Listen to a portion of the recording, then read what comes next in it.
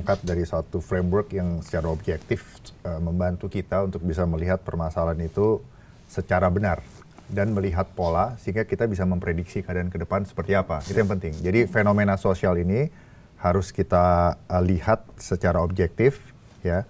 Satu kerangka teori, satu kerangka kebijakan, satu kerangka keyakinan belum tentu cukup untuk bisa membaca itu. Tapi paling tidak kita ambil bottom line-nya yang bisa diterima oleh semua mazhab, gitu loh. Bahwa fenomena security yang terjadi di suatu struktur sosial, baik itu negara atau di tingkat regional atau global, itu sebenarnya sesuatu yang bisa diprediksi.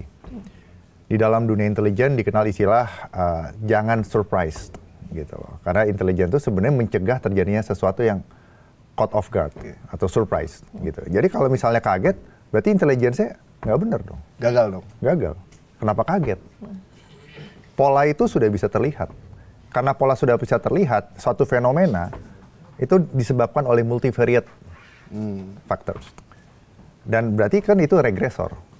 Nah, jika ini muncul, ini muncul, ada kausalitas, korelasinya besar, semakin tinggi ini, berarti chance itu terjadi lebih awal, lebih besar. Fenomena dependent variabelnya kan. Yeah. Nah, jadi yang terjadi sekarang ini bisa dijelaskan pakai satu teori namanya social movement.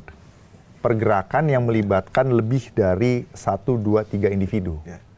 Yang tujuannya adalah mengubah status quo atau mempertahankan status quo.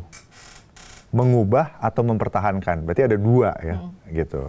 Nah, sistem pemilu di Indonesia itu kan diharapkan menghasilkan pemerintahan yang diberikan hak untuk 5 tahun coba menjadi pelayan rakyat untuk bisa mencapai satu tujuan, ya kan?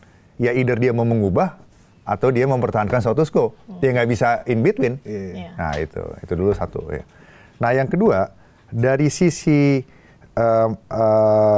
people as a whole, negara tuh nggak akan ada yang bisa berhasil sehebat apapun pemimpinnya, gitu, atau partai politik yang menjalankan itu jika tidak ada collective will. Makanya dikenal ada seperti kalau di negara parlementer, parlemen dibubarin. Karena kepercayaan rakyat itu atau legitimasi atau public trust itu udah nggak ada.